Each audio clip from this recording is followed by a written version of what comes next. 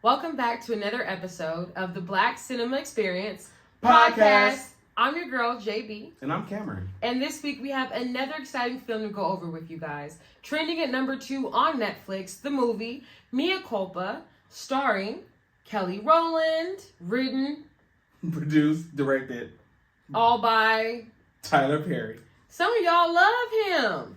So we're going to get right into it. Cameron, I know you were really pushing the envelope hard on this one. This man was texting me, he said, watch this movie.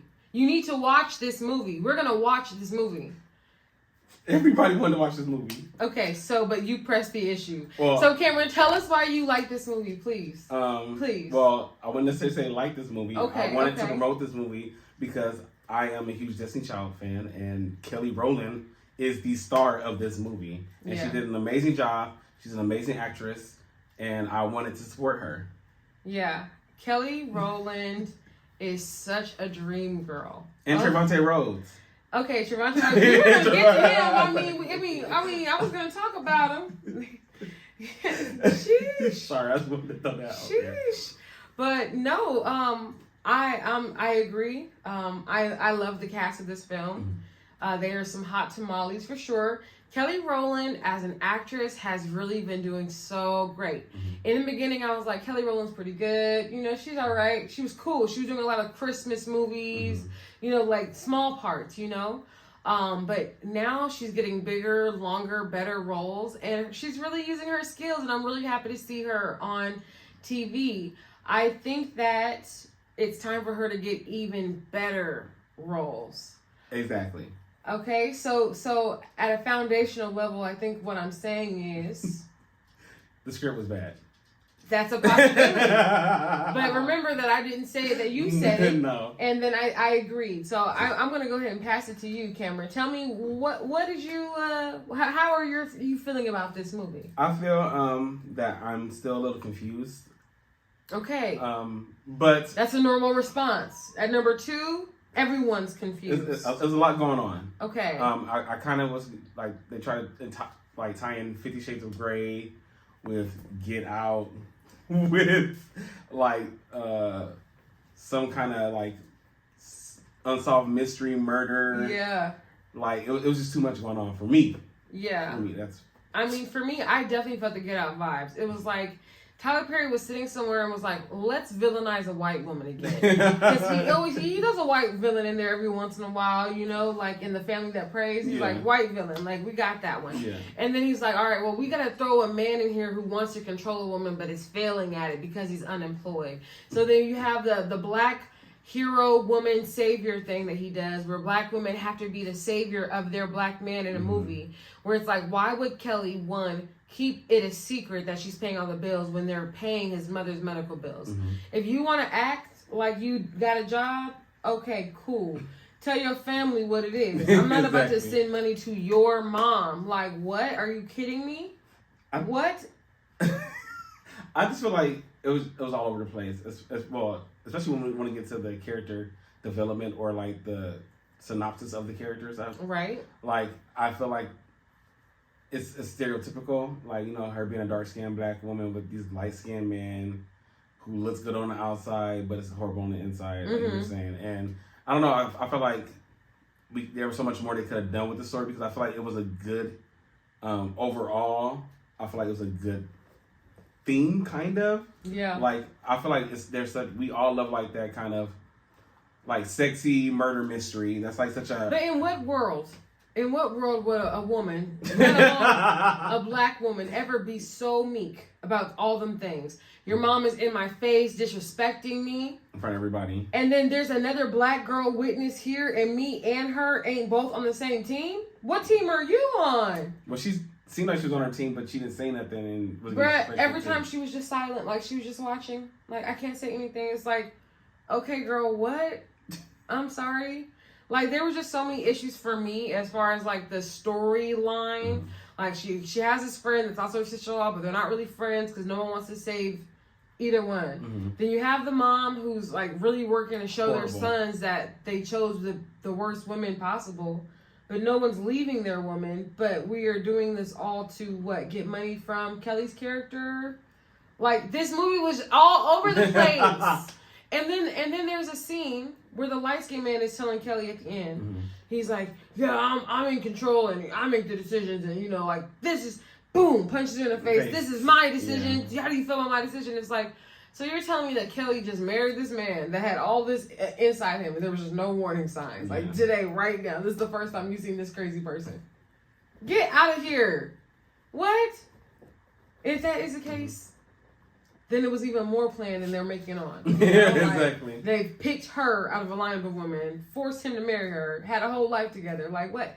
It just doesn't make sense. It wasn't adding up. And I mean, when we throw in Trevante Rhodes, now I'm not trying to be too eager. Trevante. I just feel like he's so fun. He's such a good actor too. Right, like, exactly. Actor. He's such a good actor.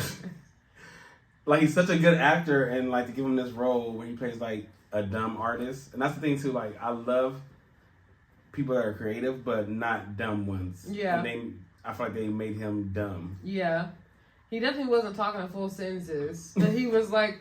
But they were doing this thing with him where they were keeping him on the borderline because they wanted us to believe as well that he could have been a killer.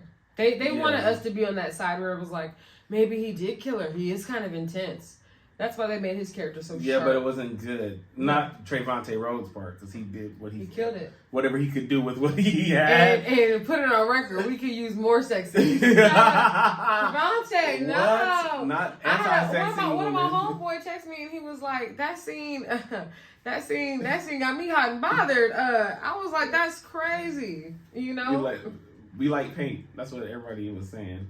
That's what they were saying in the comments, and the ADHD took over. But yeah, absolutely. Tyler Perry, like, honestly, I'm not sure what dilemma he's got going on with black women or women in general, but we need to get this thing solved. Like, we need to sit down and have a talk together. Mm-hmm. Because I'm so tired of him painting black women as these saviors to these black men, mm-hmm. and then them always getting duped. Mm-hmm. I hate it. I'm tired of it. Over it. Yeah, and again, this could be your spoiler alert. Like, even though it didn't end up well for me, it was like, what was the whole point? So she went through this like horrible. She ended up cheating on her husband, got beat for it, essentially almost got killed for it, and then it was just like, okay, that's the end of the movie.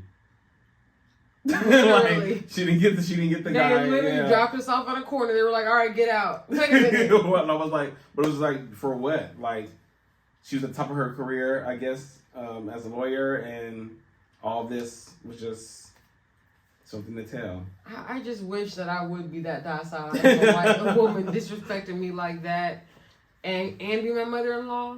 Oh no. And I'm thinking, was there like a racial significance with it having to be this white woman and this biracial man with this dark black woman, and then her fall in love with this dark black man who's also not good, essentially because he's a murderer or womanizer?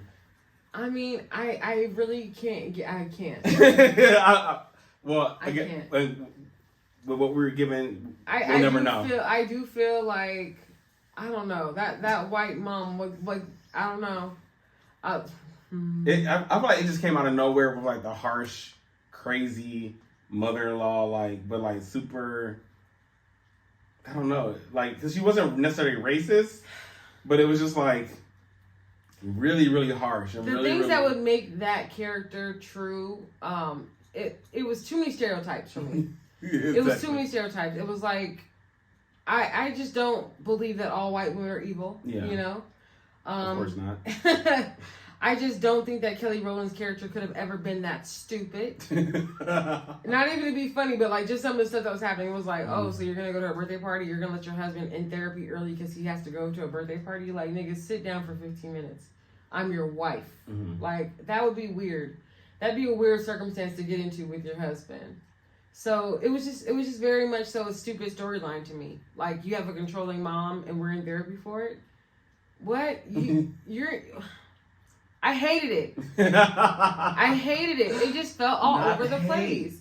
It feels like he was like in an idea room just throwing ideas around, and then they wrote them all down. They're like, well, we can do all that, guys. And then they left. And they were like, let's just make a movie. We'll do all the ideas. Everybody's idea. We're going to do all of them. But again, I am happy that, Tyler does give these artists and actors and essentially black people the opportunity to be like advertised on Netflix as like an upcoming series. Yeah. I feel like that's a big deal. It just makes me mad because I feel like it's not executed well, and so then people were like disappointed. Exactly, like it's like this. I don't just want to see black stuff. I want to see good black stuff, please. Period. But again, Kelly Rowland did a great job acting. Trevon Rhodes, everybody did a great job acting, and it was shot beautifully. It was. I think there were some really good scenes. It was shot pretty well when she walked into the weird sex club at the bottom of an apartment complex. Now, I'm not from New York or Chicago. It's in Chicago. I'm not from Chicago. But when I was going downstairs in places, it wasn't like that. So I'm just thinking, is this a common thing in Chicago? Or like, I don't know. It was crazy. But it was some really cool shots. The Red Room, it's always means seduction in like film a lot of times. And the way they did it, really nice. I feel like it wasn't overly pornographic or anything like that. It was like, Yeah. It wasn't risque, but it was a lot of sex though for Tyler still. I still feel like, but now I see that he's transitioning into more like adult. Mm-hmm. He didn't do that for a while though. I feel like. Yeah, but I don't know. That sex scene was like a lot though. The whole paint thing, it was a lot. But it's Travante, honestly. But I mean, he's done that with Acrimony. He's done that with Fall from Grace. Yeah, those are his more recent things. Think about what he came out with in the beginning. He was really a family man. Yeah. Sex scenes, come on. No way. So it's really interesting to see him do so many sex scenes now, and it's getting worse and worse. I mean, he's doing it more and more. Yeah. Sorry, not worse and worse. I don't know. I think Kelly's beautiful. I think she's a great actress. So I'm really happy to see her in her bag. Mm-hmm. That's what I will say about this film. What I liked is that she was like, it was all about her. Yeah. She was our main character. She's a joy to look at. Yes. Did I say she was beautiful? She's gorgeous. You can't say enough. Yeah, no, honestly, beautiful, she's a dream girl. She really is a dream girl. But outside of that, like, the writing was all over the place. So yeah. I really want to just have somebody like just talk to Tyler and Shake and say hire some writers. That's all. Just hire somebody else outside of you. It'll be good. But again, I really want to say that I felt the Jordan Peele Get Out-esque vibe of what he was doing. And that was bothersome to me as well because he missed the mark on it. Mm-hmm. Jordan Peele was able to successfully capture like, look how cool white people are. They're so nice. They're so cool. Like, look how cool we are. And then he showed you the side of them being like, okay, I might be a little crazy. Yeah, I might have learned you enough to come kidnap you. You were manipulating me. Yeah. This whole time, and I didn't know. And there's like a certain truth to that, like with black people and white people, like where you really bond with one, and then you think like you're so down, like you really really get me, you get my struggle, and then they fool you. So there was a certain realness to Get Out. Exactly, and flip the script. When you have this type of film with Kelly Rowland called Mea Culpa. I'm so sorry, but when you have this type of film like that, it's just very unbelievable. Mm-hmm. You're tolerating disrespect from this white woman. You're tolerating your husband doing nothing, but you're paying all the bills and seeing him really fuck off your money. Like, there are so many things about this I was like unrealistic. The best friend that didn't speak up for herself, the brother-in-law that hates her and the forced dinners together, the mother that's like dying of cancer, but you have to be at every single dinner. Honey, if you got to be at every dinner for your mom, go. Exactly. I'm a lawyer. Very busy woman. You have a good time. I will be purposefully at dinner, especially if your mom is a bitch to me. The situations that happened in this movie, I just was like, this is so unrealistic. It wouldn't happen in real life. That's why it couldn't be the horror genre of Jordan Peele. Mm-hmm. But I really feel like he was inching towards that. Like, oh, this white woman is so scary. Mm-hmm. And I feel like he's trying to step outside the box, which is nice. But again, if we're gonna do it, we need to do it with excellence. And the storyline wasn't excellent. But again, I can't say enough. I really did like a lot of shots. Yeah. And I think again, Kelly Rowland, I hope I get to meet you. Kelly Rowland, every man's dream girl. She's everybody's dream girl. She's gorgeous. But yeah, Mea Culpa, definitely a must watch. I mean, number 2 trending on Netflix. It's trending because I watched it 3 times. It's trending because, there's a lot of parts to me that didn't make sense. And I just had to keep re-watching over and over and over again until I was like, okay. So they set her up. But the brother doesn't know. No, but he said, I'm going to call 911. And instead of calling 911, called his brother. And then hung up the phone. Then his brother called back. Then he confirmed that, yes, she's with me. There was just like, it was just one of those scenes where it was like, God, it was so bad. He answered the phone and said, yeah, 911? Like, yeah, 911. Did you talk to somebody? Was it a guy or a girl? And granted, again, it wasn't the acting, because I feel like the actors were good.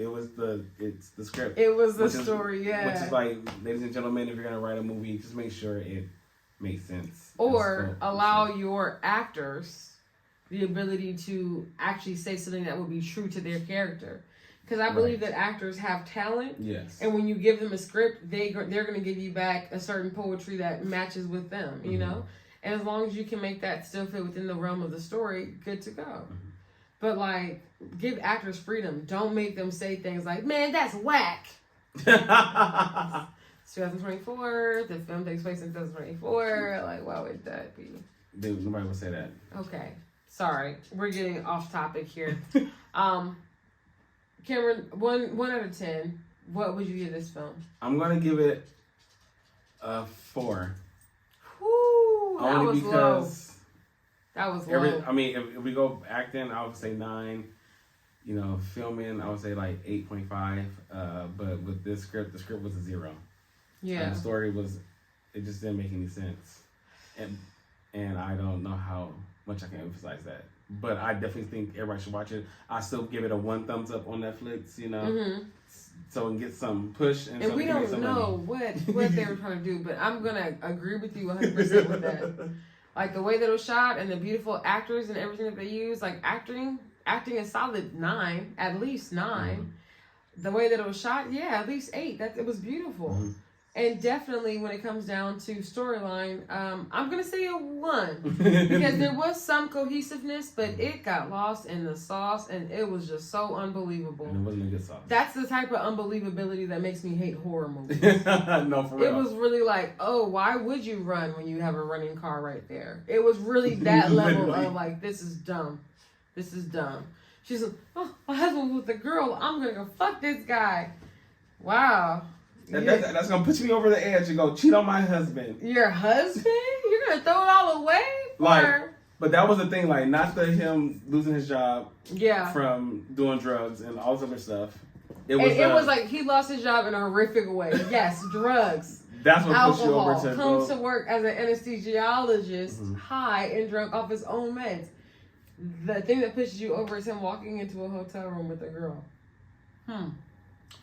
I wanted to also say, I think he was trying to also incorporate 365 days into this movie. And it was not that, like, you know the 365 days when it's like, super promiscuous and stuff? Yeah. I said, Tyler, why are you trying to do that?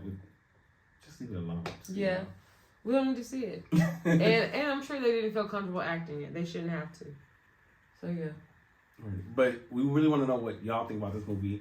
Please comment, like, subscribe, and we want to hear from y'all. I like it when you do it. It sounds like you I love that. All right. Yeah, what he said. Thanks again for watching the Black Cinema Experience podcast. Bye.